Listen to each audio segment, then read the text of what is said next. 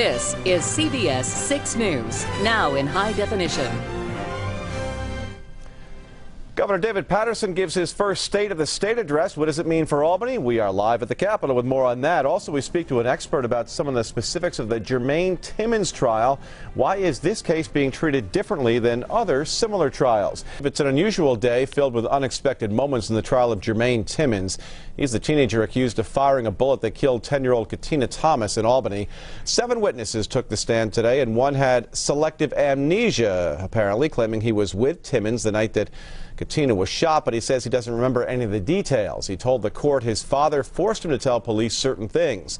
Another witness testified that Timmons asked him to lie on his behalf. Now, in addition to all of that, one of the jurors in the case was also replaced because of an illness. But the real fireworks happened outside the courtroom as Albert Tyson III was arrested for harassing and stalking the murder victim's mother.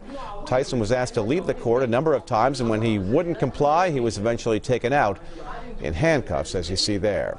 Right now, we want to talk a little bit more about that and the trial in general. So joining us is one of our favorite legal experts. Paul DerOhannesian is live in Albany right now. Paul's a member of DerOhannesian and DerOhannesian in Albany. He once served as an assistant DA in Albany County. And Paul, thanks for being with us tonight.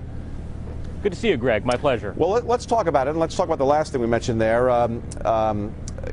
There was some trouble in the courtroom today, and that's brought up the whole idea that maybe there could be some trouble with this entire trial. The DA has asked the media not to reveal the names of witnesses out of fear of possible witness intimidation. How does that sit with you? Well, you know, this is not unusual that you have a witness that may be reluctant or fearful to testify. It's a problem that DAs have to face all the time, and we can understand why they're concerned about their witnesses. But why single out this case? Now, in other similar cases, in murder cases where they've had individuals who may be reluctant, those names have been reported. And now for the first time to say we don't want this witness's name used, it kind of singles out this defendant. It kind of creates an aura of dangerousness to him, and also almost creates an atmosphere where guilt is going to be determined on information or facts not related to the crime for which he's charged. So you're saying this prejudices this defendant. Is that even a possible means for appeal if there's a conviction? No, and remember, the court hasn't ordered this. And I think that's very interesting because they know that the judge doesn't have the authority to order the news media to not publish a name. And in my experience, if there's specific information that someone has been threatened, the police can make an arrest, like they did today and your report just showed. There was no specific information given to the media, but if there is, newspaper editors, news directors, reporters do exercise their judgment, in my experience, and don't report that information, whether it's a name or some particular fact of the case that may be harmful to someone. And we should point out we're exercising that judgment on a case-by-case basis as the witnesses come forward.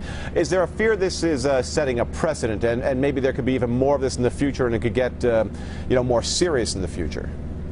I think that's one of the concerns here, is that if you start a precedent where we're not going to give information, I mean, after all, you have a murder case, witnesses saying they saw something, they saw a gun, they saw someone shoot something.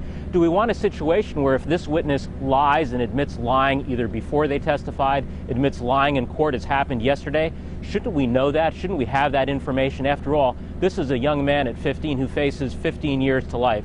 So I think we don't want to have a precedent where we're not going to have not only the information, but the identity of those individuals who are trying to set someone or send someone to jail. All right, good points all. Paul DerOhannesian, thank you so much for joining us live tonight in downtown Albany. I'm sure we'll see you again soon, maybe for this trial. Okay, my pleasure. All right, thanks, Paul.